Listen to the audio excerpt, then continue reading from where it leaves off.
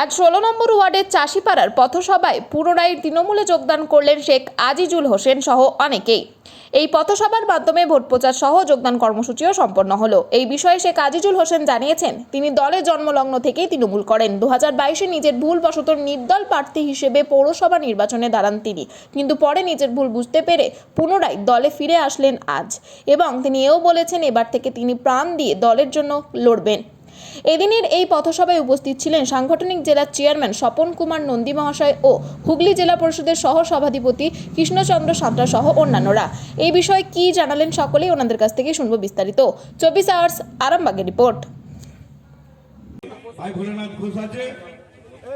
এবার আমরা আবার আমাদের যে নির্বাচনী পথসভা করে করে গ্র্যাজুয়েশন করেছে, গ্র্যাজুয়েশন করার পর টিউশনি করে এমএ বিএড করেছে ইতিহাস সাবজেক্টের উপর। আপনারা দেখতে পাচ্ছেন সোশ্যাল মিডিয়ায় কোথাও মাঠে রয়েছে সাত ছড়িয়েছে, গৃহস্থ বাড়িতে গিয়ে খড় কেটে গরুর দবায় খড় কেটে তুলে দিয়েছে। এই হচ্ছে আসল জনদরদী নেত্রী। এই নেত্রী আগামী দিনে বাংলার মানুষের পাশে, আরামবাগের মানুষের পাশে সে দাঁড়াবে, আমার দৃঢ় বিশ্বাস। আমি আমার সংক্ষিপ্ত বক্তব্য শেষ করছি।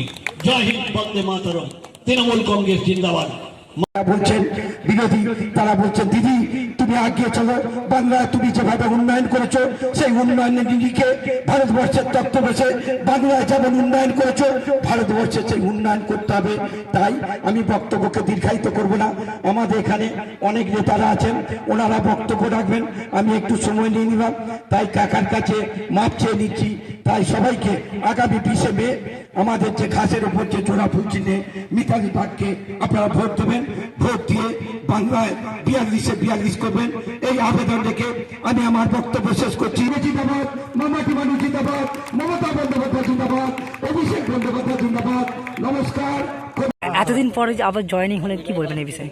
দেখুন, দলের বাইরে তো ছিলাম না, কোনো রকমে ভুলভ্রান্তিবশতে 2022-এ পৌর নির্বাচনেই ইন্ডিপেন্ডেন্ট ক্যান্ডিডেট দিয়েছিলাম 16 নম্বর ওয়ার্ড থেকে।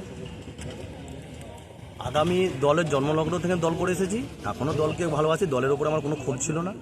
আমার নিজের ভুলবশত আমি একটু জেদে পড়ে ভুল রাস্তায় হেঁটেছিলাম, সেটা দলের কাছে আমি লিখিতভাবে পাঠিয়েছিলাম উচ্চ নেতৃত্ব, রাজ্য নেতৃত্বের কাছে। রাজ্য নেতৃত্ব সেটা আমার জেলা নেতৃত্ব হয়ে আরামবাগ শহর নেতৃত্বের কাছে পাঠিয়েছে।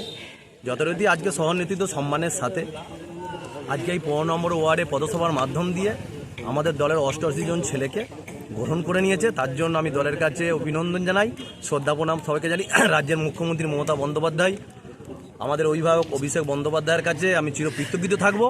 আমরা জি জান লাগিয়ে দেবো দলকে জিতবার জন্য। কবে থেকে মাঠে বেরোবেন? এখন থেকে শুরু। আমরা অপেক্ষায় ছিলাম দলের কাজ করার জন্য, মানুষের সেবা করার জন্য। আজকে আমাদের টোটাল আরামবাগ সাংগঠনিক জেলার এত নেতৃত্ব মিলে এত ভালোবাসার সাথে, এত সম্মানের সাথে যে জায়গায় দাঁড় করিয়ে দিয়েছে আজকে। দলের কাজ আগামী দিনেও করেছি, আজও করছি, আগামী দিনে আরও জোরে করব। মানুষের পাশে থাকবো, মানুষের সেবা করব, দলের সেবা করব, দলকে বাঁচিয়ে রাখবো, মানুষের পরিষেবা মানুষের কাছে পৌঁছে দেবো। আজিজুল হোসেন, আরামবাগ 16 নম্বর ওয়ার্ড। 16 নম্বর ওয়ার্ডে আজকে সে জয়েনিং করলো শেখ আজিজুল হোসেন, কি বলবেন এই বিষয়ে?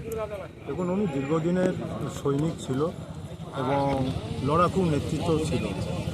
তো কোনো কারণে বিগত পৌরসভা নির্বাচনে নির্দল হিসেবে দাঁড়িয়েছিল, দল তাকে সাসপেন্ড করেছিল। দলের আমাদের ববিদা থেকে আরম্ভ করে, বেচাদার থেকে আরম্ভ করে, বক্সিদা থেকে আরম্ভ করে সবাই বলেছে ওনাকে নিয়ে কাজ করতে। আজকে আমরা জয়েনিংয়ের মাধ্যমে তাকে জয়েন করা হলো। কোন জায়গা থেকে জয়েন হলো? আজকে 15 নম্বর ওয়ার্ডে চাষিপাড়ায় যে পথসভা ছিল সেই পথসভার মাধ্যম থেকে তাকে জয়েনিং করা হলো। আমাদের দলের চেয়ারম্যান, সাংগঠনিক জেলা চেয়ারম্যান স্বপন কুমার নন্দী, কৃষ্ণচন্দ্র সাঁতরা এবং আমাদের জয়দেব জানা এবং ভোলানাথ ঘোষ, শেখ নিয়াজুল হক থেকে আরম্ভ করে সবাই মিলে দলের ছেলেকে আবার ঘরে ফিরালাম। আগামী দিন এই ওয়ার্ড 15 নম্বর ওয়ার্ড আরও শক্তিশালী হবে। দল তাকে এই 15 নম্বর ওয়ার্ড থেকেই দায়িত্ব দিবে পর্যবেক্ষক হিসাবে। আগামী দিন যাতে 15 নম্বর ওয়ার্ড আরও সুন্দর করে চলতে পারে, দল 15 নম্বর ওয়ার্ডে পর্যবেক্ষক হিসাবে আজিজুলকে এই ওয়ার্ডে দায়িত্ব দিবে।